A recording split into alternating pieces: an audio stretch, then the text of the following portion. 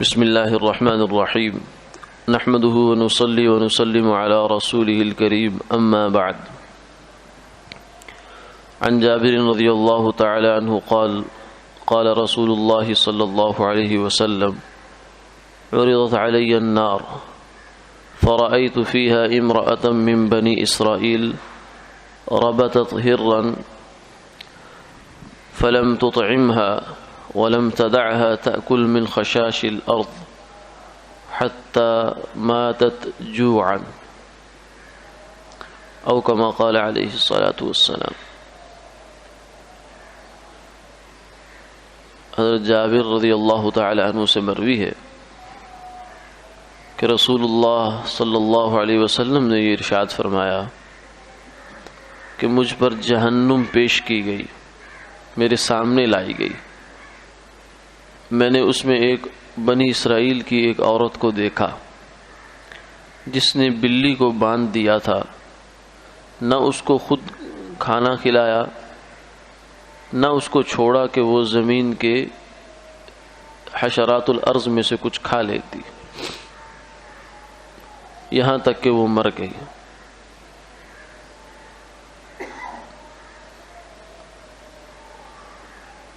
حدیث مبارکہ میں کئی باتیں قابل غور ہیں. ایک بات یہ ہے کہ انسان مسلمان ہونے کے باوجود بھی اپنے کسی برے عمل کی وجہ سے جہنم میں جا سکتا ہے. یہ نہیں کہ محض مسلمان ہے تو وہ بہر صورت جنت میں ہی جائے گا، اس لیے اسے جہنم میں لے جانے والے اعمال سے بچنا چاہیے. دوسری بات یہ ہے کہ جانور جنہیں اللہ تعالیٰ نے آزاد پیدا کیا ہے، ان کو کسی مقصد کے تحت یا کسی وجہ سے قید کر کے رکھنا اگرچہ جائز ہے. جیسے پرندے ہیں یا کوئی اور جانور ہیں، کتا ہے، بلی ہے، ضرورت کی وجہ سے جہاں شریعت نے اجازت دی ہے ان کو قید کر کے رکھنا جائز ہے. لیکن ساتھ میں شرط یہ ہے، ضروری بات یہ ہے کہ ان کے دانے پانی کا خیال رکھے. یہ نہ ہو کہ جانور کو قید تو کر دیا، اب اس کو دانا پانی کھلا ہی نہیں رہا، تو یہ ظلم ہو جائے گا. جیسا کہ اس عورت کے بارے میں آتا ہے، بعض روایات میں یہ بھی آتا ہے کہ یہ عورت عابدہ تھی، یعنی بڑی عبادت گزار قسم کی عورت تھی، لیکن اس کے باوجود جب ایک مخلوق خدا پر اس نے ظلم کیا ہے تو اتنا سا ظلم بھی اللہ کو گوارا نہیں ہوا. اس کی عبادتیں سب ایک طرف، اس کے لیے جہنم میں جانے کا فیصلہ ہو گیا کہ بلی کو باندھ دیا اور نہ اس کو خود کھلایا نہ ہی اس کو چھوڑا کہ وہ خود جا کر اپنی روزی تلاش کر لیتی. کیونکہ یہ جو آزاد جانور ہیں یہ اپنی روزی خود تلاش کرتے ہیں. پالتو جانوروں کی روزی انسان ان کو دیتا ہے، اللہ تعالیٰ اس کو ذریعہ بنا دیتے ہیں. تو یہ اس نے ایسا بھی نہیں کیا کہ بلی خود ہی جا کر تلاش کر لیتی اپنی روزی جیسے تلاش کرتی ہے، یہاں تک کہ بھوک سے بیچاری مر گئی. تو جب کوئی جاندار ایسے بھوک سے بلبلا کر مر جائے تو اللہ کا غصہ جوش میں آتا ہے.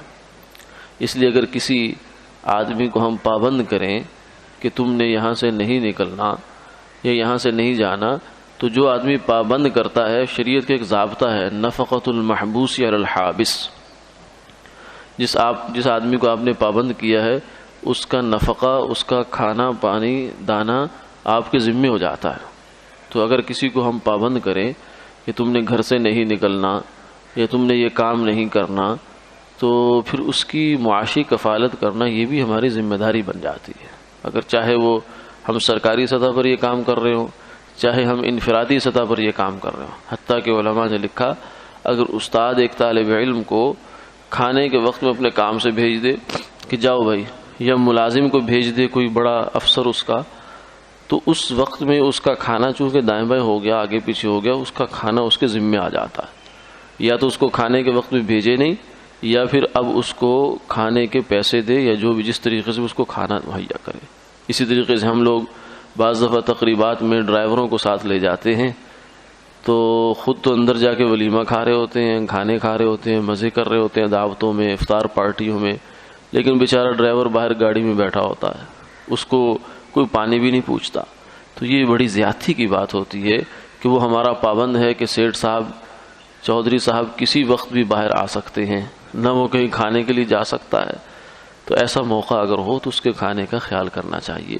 ساتھ نہیں لے جا سکتے، کھانا نہیں بھجوا سکتے، تو اس کو کم سے کم کھلی چھٹی دی جائے، آزادی دی جائے، اس کو پیسے دے دیجئے کہ جاؤ بھائی تم بھی اپنا کھانا پینا کر لینا، ہمارے ہاں اس مجلس میں آنا تمہارا مناسب نہیں ہے. تو یہ اس چیز کا خیال رکھنا چاہیے. چھوٹی چھوٹی باتیں ہوتی ہیں بعض دفعہ جو بڑے بڑے نتیجے پیدا کر دیتی ہیں. چھوٹا سا ایک کام، اور حدیث پاک میں آتا ہے کہ ایک بدکار قسم کی عورت تھی بنی اسرائیل کی، وہ جا رہی تھی کنویں میں، اس کو پیاس لگی، کنویں سے پانی نکال کر پیا. جب اس نے دیکھا کہ ساتھ ایک کتے کا بچہ ہے اور وہ بیچارہ پیاس سے جو ہے ہانپ رہا ہے، زبان اس نے نکال رکھی ہے، گیلی مٹی پر مار رہا ہے، تو اس کو ترس آ گیا.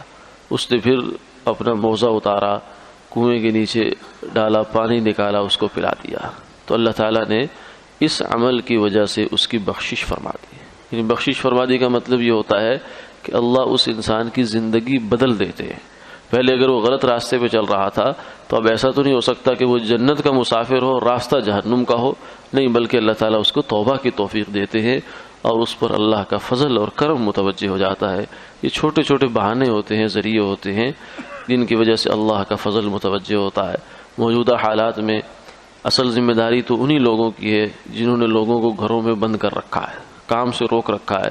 لیکن اگر وہ نہیں بھی کرتے تو یہ سعادت اللہ ہم سے بھی لے سکتے ہیں کہ ایسے لوگوں کی کفالت کا خیال رکھا جائے معاشی اعتبار سے. اللہ تعالیٰ اس کی برکت سے ہمیں آفات و بلیات سے بھی محفوظ فرمائیں گے اور ہمارے لیے انشاءاللہ جنت اور سعادت کے دروازے بھی کھولیں گے. آمین آمین یا رب العالمین.